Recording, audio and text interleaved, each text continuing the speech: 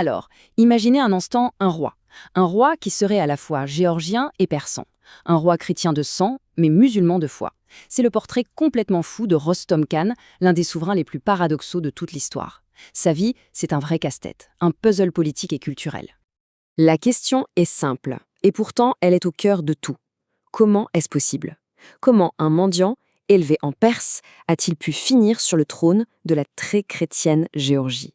Eh bien, pour le comprendre, il faut revenir à tout début, à sa naissance, là où tout ce paradoxe a commencé.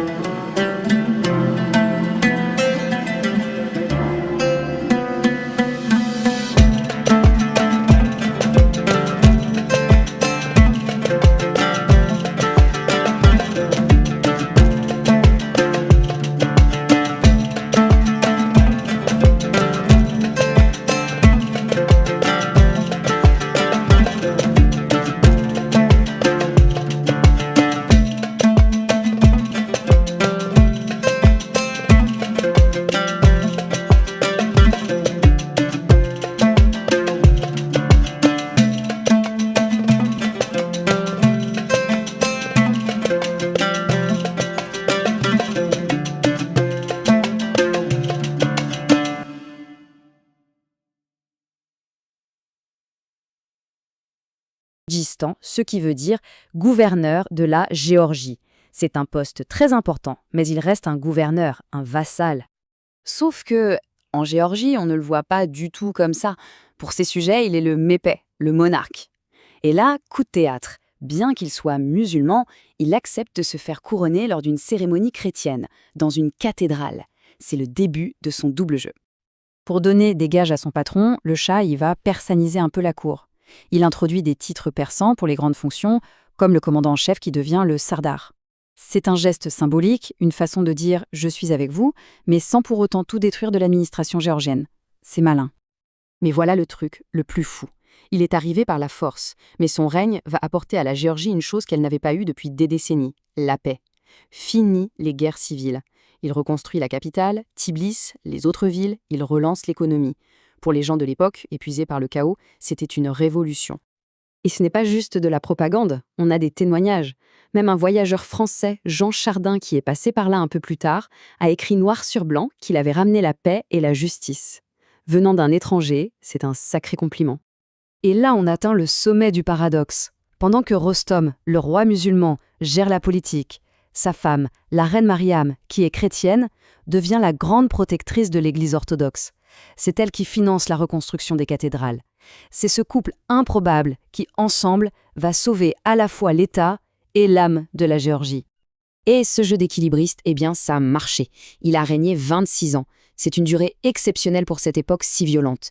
Il a déjoué tous les complots, survécu à tous ses ennemis, et il est mort tranquillement dans son lit à 91 ans. Qui aurait parié là-dessus ? Bon, alors, au final, que faut-il penser de ce personnage? Traître ou sauveur?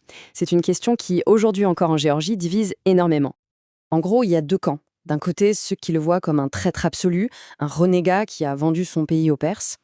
Et de l'autre, ceux qui le voient comme un politicien ultra pragmatique, un stratège qui a compris que le seul moyen de sauver la Géorgie de la destruction totale, c'était de s'allier avec le grand voisin. Il y a un historien, Roin Metrevelli, qui résume ça très bien.